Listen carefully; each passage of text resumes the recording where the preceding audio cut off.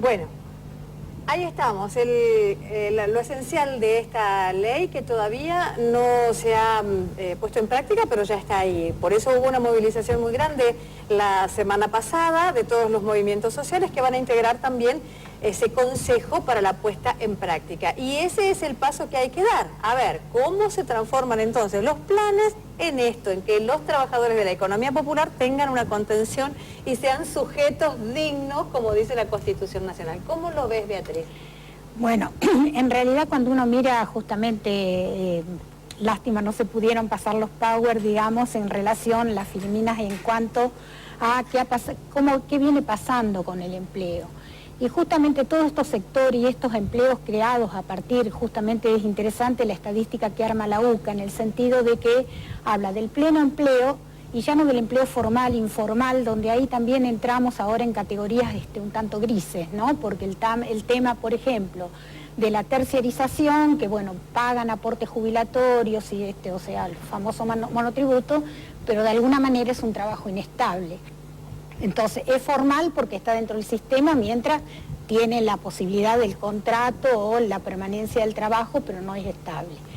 La UCA hizo una clasificación, el Observatorio Social de la UCA, donde plantea el empleo pleno, donde dice que la condición es estar con empleo permanente, no digamos inestable, y a la vez, digamos, con todos los aportes.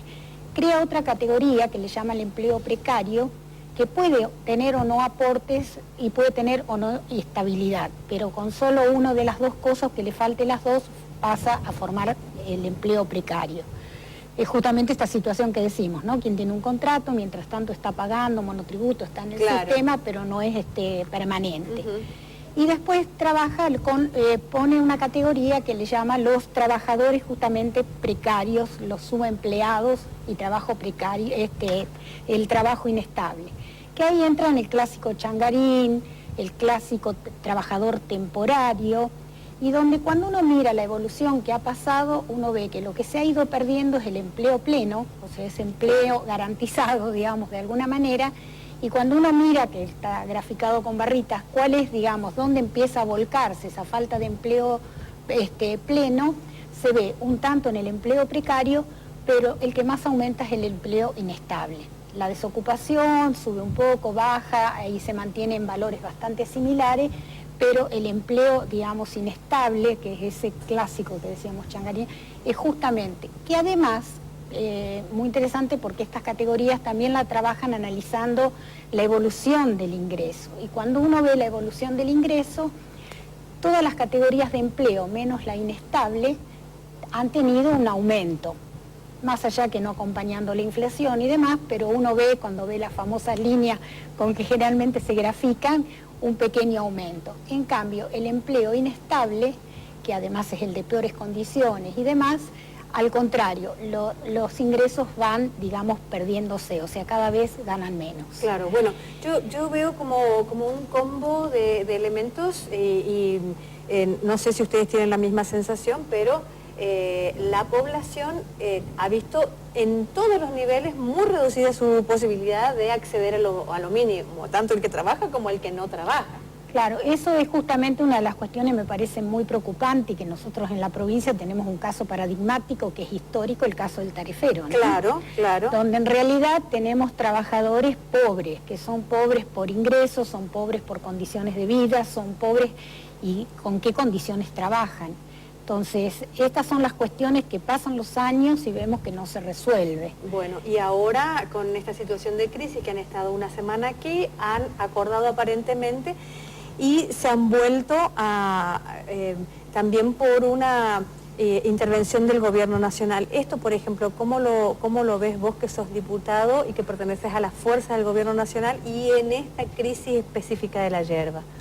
Bueno, la crisis específica de la yerba, como vos lo dijiste, es un sector que está pasando por una crisis general, digamos, que tiene un impacto en el sector de la yerba, pero además una crisis particular del sector que tiene que ver con un ciclo que tiene la producción de la yerba mate, y en este caso con la sobreoferta de materia prima. Es algo que tiene un ciclo, cuando uno ve antecedentes estamos hablando del 50, 60 años atrás, ha pasado varias veces esto.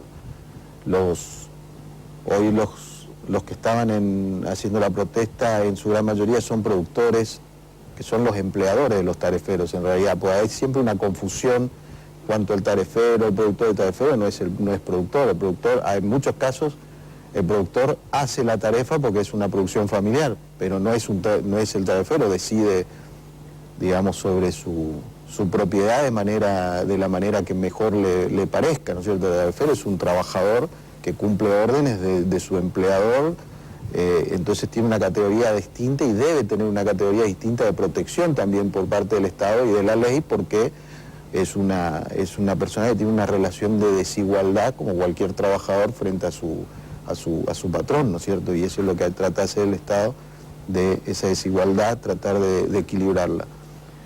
Hoy se ha llegado a un acuerdo, no resuelve el tema de fondo. No, claro. El acuerdo no resuelve el tema de fondo, es un acuerdo planteado desde el sector. El INIM es un instituto nacional, pero donde el Estado tiene solamente 3 representantes en un directorio de 12. Hay que decir también, es un órgano donde el Estado tiene 3 representantes en un directorio de 12, de los cuales uno es del Estado Nacional, que ocupa la presidencia porque así lo dice la ley, no es votado, digamos, por el resto, sino ocupa la presidencia porque dice la ley. Representante del Gobierno Nacional. Sí. Otro es representante del Gobierno de la Provincia de Misiones y otro es representante de Corrientes. Y el resto son todos actores del sector. Sí. Están los trabajadores, los tariferos con su representación, los productores, los industriales y las cooperativas. Sí.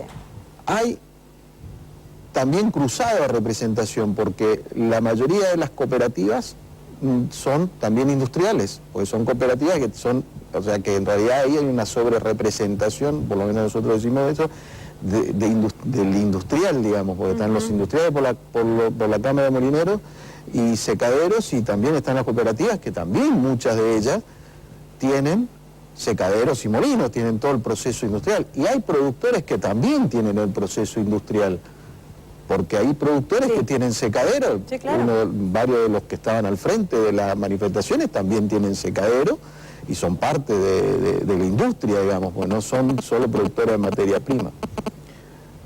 Y si la solución, como la propuesta de ellos es una solución financiera, de financiar el pago al contado, de que el Estado subsidie la tasa de interés para que el productor cobre al contado el pago que le hacen a 180 días el industrial, en realidad es un subsidio al industrial también. Claro, claro. Y después, además de eso, no resuelve el problema, porque en realidad sigue agravándolo el problema, porque sigue permitiendo que se compre materia prima, digamos, y que el industrial compre barata la materia prima y a largo plazo, y se financie con esa compra, que es lo que está pasando hoy.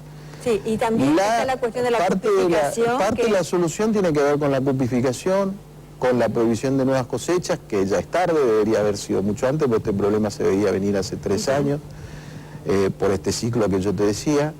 El tema es el control de eso. Claro. ¿Cómo se efectúa el control? Y ahí creo que se ha avanzado en un convenio que se va a hacer con la provincia, porque la Nación no tiene la estructura de control en las provincias como sí la tienen las provincias y los municipios. Ahí hay que trabajar muy mancomunadamente la Nación, provincia y municipios para controlar no solo el pago del precio, sino también este tema de la cupificación y dejar el 20% en la planta, que en realidad es lo que se deja habitualmente, no es un cambio significativo porque la copa siempre se deja, digamos, no se pela la planta entera cuando se cosecha, pero bueno, es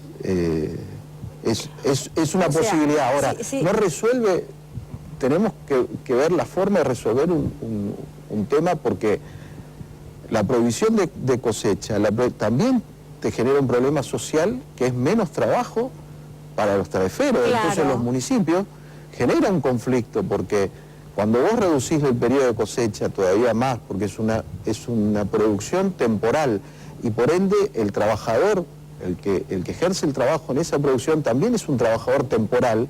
No es el único sector, muchos sectores del agro son trabajadores temporales en la cosecha porque trabajan, no en Argentina, en el mundo. Las plantas no dan todo el año, digamos, se cosecha en determinado momento, se planta en otro momento, entonces es un trabajador temporal que hay que ver qué hace cuando está fuera de temporada de ese trabajo que realiza, ¿no es cierto?